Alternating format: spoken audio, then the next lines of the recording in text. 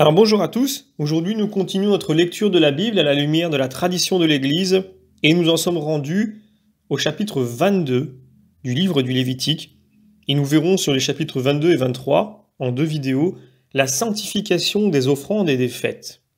Comme toujours, avant de démarrer, nous remercions les éditions Anne Siguier devenues Mediapol qui nous ont permis d'utiliser ces textes et nous nous remettons entre les mains du Seigneur. Notre Père qui êtes aux cieux, que ton nom soit sanctifié, que ton règne vienne, que ta volonté soit faite sur la terre comme au ciel. Donne-nous aujourd'hui notre pain de ce jour. Pardonne-nous nos offenses, comme nous pardonnons aussi à ceux qui nous ont offensés, et ne nous laisse pas entrer en tentation, mais délivre-nous du mal. Également, nous nous remettons entre les mains de notre Mère bienveillante, la Vierge Marie. Je vous salue Marie, pleine de grâce, le Seigneur est avec vous. Vous êtes bénie entre toutes les femmes, et Jésus, le fruit de vos entrailles, est béni. Sainte Marie, Mère de Dieu, priez pour nous pauvres pécheurs, maintenant et à l'heure de notre mort. Amen. Également, nous faisons cette demande spécifique à l'Esprit Saint, qu'il corrige en nous les erreurs éventuelles qui peuvent provenir de notre imperfection. Je commence la lecture, donc je vais prendre des passages du chapitre 22 qui vont nous intéresser. Parle à Aaron et à ses fils et à tous les fils d'Israël et dis-leur, tout homme de la maison d'Israël et tout étranger résidant en Israël qui offrira son offrande pour l'un quelconque des vœux ou l'un quelconque des dons volontaires que l'on offre à Yahvé en holocauste devra, pour être agréé, offrir un mâle sans défaut, taureau, mouton ou chevreau. Vous n'offrirez pas un animal ayant un défaut, car il ne sera pas agréé. Un peu plus loin, Yahvé parla à Moïse disant « Quand naîtra un veau, un agneau ou un chevreau, il restera 7 jours sous sa mère. À partir du 8e jour, il pourra être agréé de Yahvé comme offrande par le feu. Qu'il s'agisse de bœufs ou de brebis, vous n'immolerez pas une bête avec son petit le même jour. » Et un peu plus loin, « Vous garderez mes commandements et vous les pratiquerez. Je suis Yahvé. Vous ne profanerez pas mon saint nom, mais je serai sanctifié au milieu des fils d'Israël, moi Yahvé qui vous sanctifie, qui vous ai fait sortir du pays d'Égypte pour être votre Dieu, je suis Yahvé. » Alors, je commence tout de suite par un texte parallèle en Malachie chapitre 1. « Prêtre, vous méprisez mon nom, et vous dites, en quoi méprisons-nous ton nom? Quand vous présentez au sacrifice une bête aveugle, n'est-ce pas un mal ? Rien ne me plaît chez vous, dit Yahvé Sabaoth, et je n'agrée pas l'offrande de vos mains, car du levant du soleil au couchant, mon nom est grand chez les nations. En tout lieu, on offre à mon nom un encensement et une oblation pure, car mon nom est grand chez les nations. Mais vous le profanez en disant, la table d'Adonai est vile, et son fruit et sa nourriture négligeable. Vous dites, voici quelle misère, et vous me dédaignez. Et oui, cette réponse, vous dites « voici quelle misère ». Il s'agit du mépris qu'ont les prêtres devant la victime des sacrifices. Si la victime offerte à Dieu doit être sans défaut, seule sera vraiment agréable de Dieu la victime sainte, parfaite. Et c'est pourquoi toutes ces offrandes ne sont que l'attente du Christ, victime pour nos péchés. Alors que dans ses prescriptions de mort sacrificielle, la loi se préoccupe du sort du veau à peine né, ne vient pas seulement du souci que la victime soit plus digne de Dieu. L'exclusion de son sacrifice en même temps que celui de sa mère semble relever plutôt du même type de sensibilité que « tu ne feras pas cuire un chevreau dans le lait de sa mère » Exode 23. Même si cette interdiction, elle est peut-être aussi contre une coutume cananéenne, semble-t-il. Alors il y a un parallélisme qui est intéressant, notamment les versets 31-32, avec un passage en Ézéchiel que je vais vous lire. Donc vous garderez mes commandements et vous les pratiquerez. Je suis Yahvé, vous ne profanerez pas mon saint nom, mais je serai sanctifié au milieu des fils d'Israël. Moi Yahvé qui vous sanctifie, qui vous ai fait sortir du pays d'Égypte pour être votre Dieu, je suis Yahvé. Je prends Ézéchiel 36. Je sanctifierai mon grand nom qui a été profané parmi les nations, car vous l'avez profané au milieu d'elles. Et les nations sauront que je suis Yahvé, oracle d'Adonai Yahvé, quand je manifesterai en vous ma sainteté devant leurs yeux. Et je vous prendrai d'entre les nations, et je vous rassemblerai de tous les pays, et je vous ramènerai sur votre terre.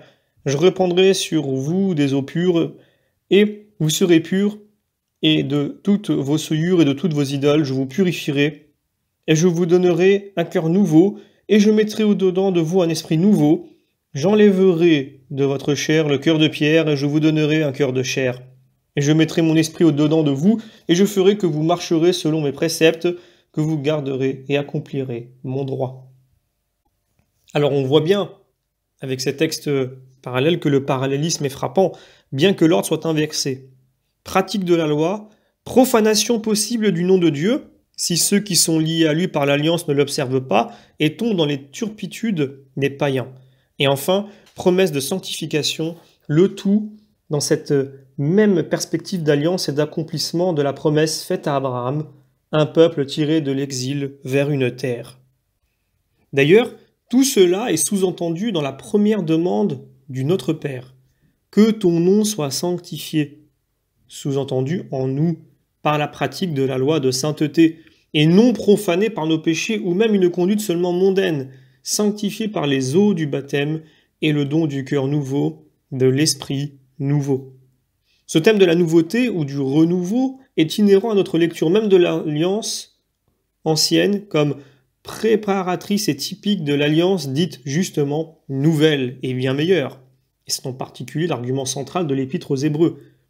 Et pour l'illustrer en même temps que le Lévitique chapitre 23 que nous lirons sur la fête de Pâques et l'offrande des prémices de la nouvelle récolte, nous pouvons choisir l'Oratio 44 de Saint Grégoire de Nazianze pour le dimanche nouveau, donc le dimanche de Pâques, que l'on retrouve dans Moriste.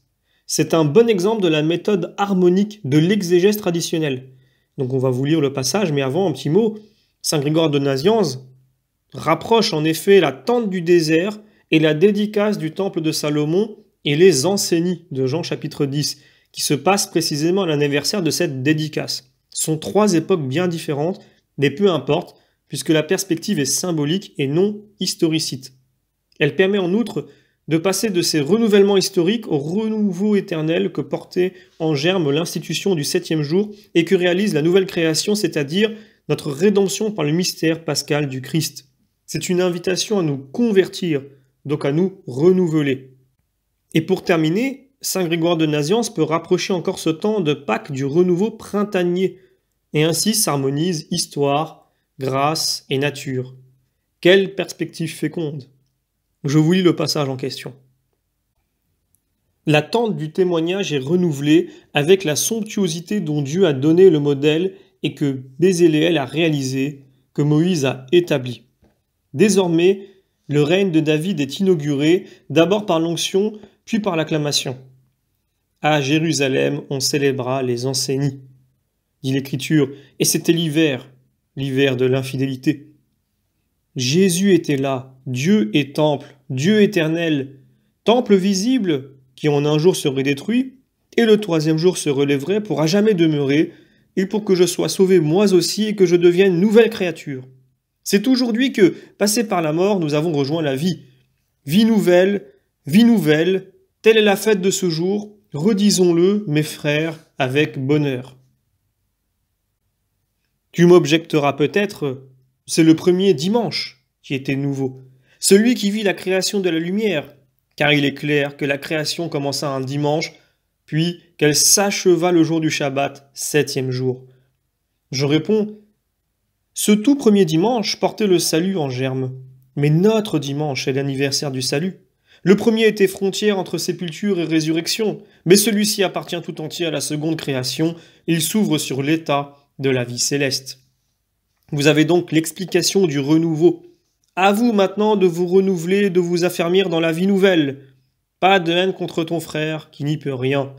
Pour lui, le Christ est mort et s'est fait ton propre frère, alors qu'il est Dieu et Seigneur. Ne repousse pas le pauvre, toi qui as reçu les richesses de Dieu. Ne méprise pas l'exilé.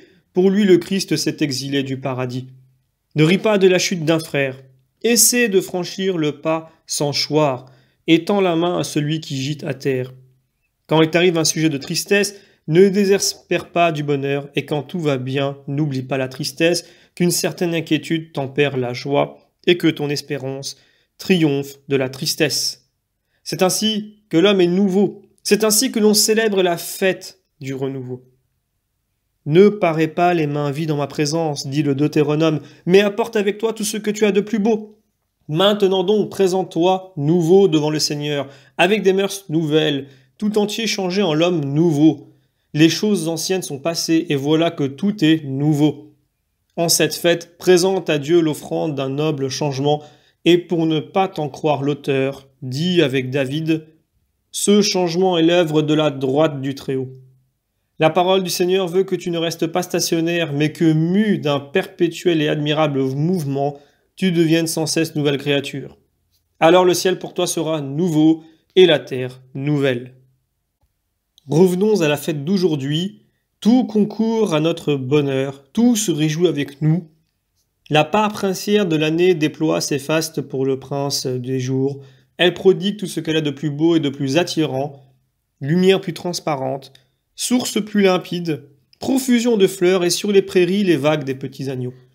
Oiseaux, forêts, abeilles, toutes les créatures chantent le Seigneur et leur louange devint la mienne. C'est le printemps du monde, le printemps spirituel, printemps pour les âmes et printemps pour les corps, printemps visible et printemps invisible. Puisse-t-il, dès cette vie, nous changer noblement et que, nouveaux, nous soyons transférés vers la vie nouvelle dans le Christ Jésus notre Seigneur, à qui gloire, honneur et puissance avec l'Esprit pour la gloire de Dieu le Père. Amen. Voilà, ce sera tout donc pour aujourd'hui. Et moi, je vous donne d'ores et déjà rendez-vous pour la prochaine vidéo qui sera la suite directe, puisque nous verrons dans le chapitre 23 la sanctification des fêtes, après avoir vu aujourd'hui la sanctification des offrandes. Je vous remercie et je vous dis à très bientôt.